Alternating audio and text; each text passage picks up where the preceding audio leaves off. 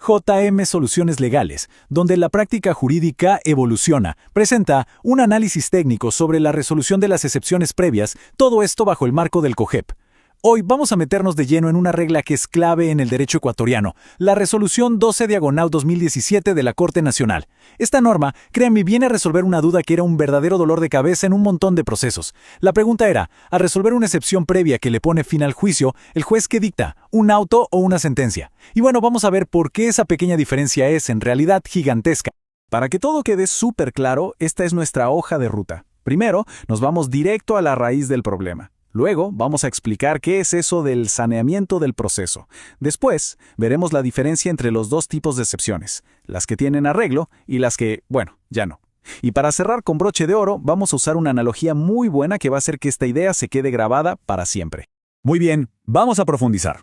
El punto de partida de todo ese análisis es una pregunta que, de verdad, generaba una incertidumbre enorme en la práctica legal del día a día. A ver, el lío venía directamente del Código Orgánico General de Procesos, el famoso COGEP. El código, pues, no era del todo claro sobre qué tipo de decisión se debía tomar. ¿Y qué pasa cuando la ley es ambigua? Pues un caos. Cada juez lo interpretaba como mejor le parecía y terminábamos con resoluciones que se contradecían entre sí. Así que, para poner orden en la casa y unificar el criterio para todo el Ecuador, la Corte Nacional tuvo que salir al paso con esta resolución, que, ojo, es de cumplimiento obligatorio. Ok, para entender la solución, primero tenemos que entender en qué momento exacto se discuten estas excepciones. Y todo pasa en una fase del proceso que es fundamental y que se conoce como el saneamiento. Pensemos en el saneamiento como una especie de limpieza profunda del caso. Es decir, antes de entrar a debatir quién tiene la razón en el asunto de fondo, el juez hace una pausa y se asegura de que no haya por ahí errores técnicos o vicios que puedan tumbar todo el juicio más adelante. Es como preparar bien el terreno antes de empezar a construir, para que la estructura sea sólida. Y la ley es súper específica sobre cuándo se hace esta limpieza. En un procedimiento ordinario es en la audiencia preliminar. En los demás, como el sumario o el ejecutivo, se hace en la primera parte de la audiencia única. Lo importante aquí es que, sin importar el tipo de juicio, estas cosas se arreglan al principio, para no venir arrastrando problemas. Ahora bien, el COGEP nos presenta dos caminos cuando se acepta una excepción previa. Vamos a empezar por el más sencillo de entender. Cuando los errores se pueden corregir, el sistema en este punto es bastante práctico. Busca que las cosas avancen. Si el juez detecta un error que tiene arreglo, no es que cancela todo el juicio de una. No, lo que hace es darle a la parte que demandó un tiempo para que lo corrija. Si lo hace, excelente, el proceso sigue adelante. Si no lo hace, bueno, ahí sí el caso se archiva y se termina.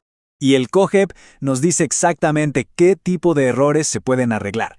Por ejemplo, si hay un defecto al redactar la demanda, o algún problema con la representación legal, o si no se incluyó a todas las personas que debían estar en el juicio, lo que técnicamente se llama litis consortio.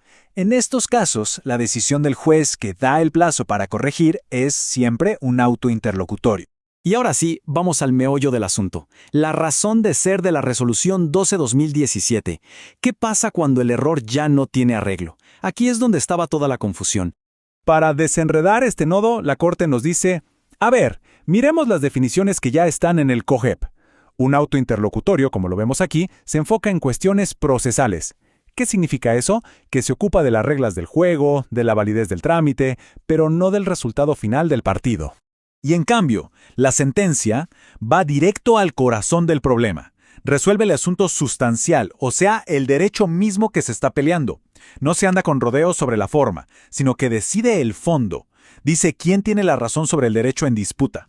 Entonces, aquí está el punto clave. La Corte Nacional dice que para saber si va un auto o una sentencia, todo depende de la naturaleza de esa excepción que no se puede arreglar. La pregunta que hay que hacerse es, ¿este error afecta solo las reglas del procedimiento o de plano mata el derecho que se está reclamando? Y aquí es donde la cosa se pone súper interesante. Esta tabla nos muestra la lógica de la resolución de una forma clarísima. Fíjense cómo divide las excepciones en dos grupos. Por un lado, las que son de naturaleza procesal. ¿Qué quiere decir esto? Bueno, cosas como la incompetencia del juez o la litispendencia que, para que quede claro, es cuando ya hay otro juicio igualito andando por ahí. Esos temas se resuelven con un auto. Pero, por otro lado, están las de naturaleza sustancial, como la prescripción, la caducidad, la cosa juzgada. Esas, que van al fondo del derecho, sí o sí exigen una sentencia. Y esta diferencia tiene una consecuencia brutal.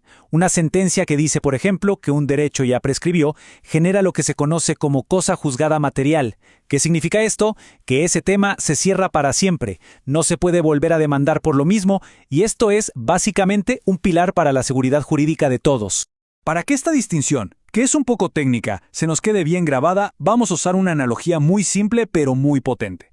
A ver, imaginemos que toda esta fase de saneamiento del proceso, donde se ven las excepciones, es como el control de seguridad de un aeropuerto.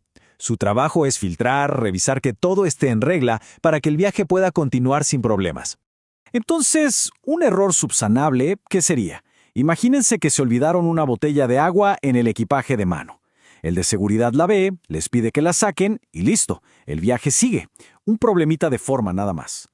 Pero ¿qué pasa con una excepción insubsanable y sustancial? Ese es como querer pasar con un pasaporte falso. Ya no estamos hablando de un simple error de trámite, ¿verdad? Esto ataca el derecho mismo a viajar. Y la decisión, por supuesto, es definitiva. Se acabó el viaje.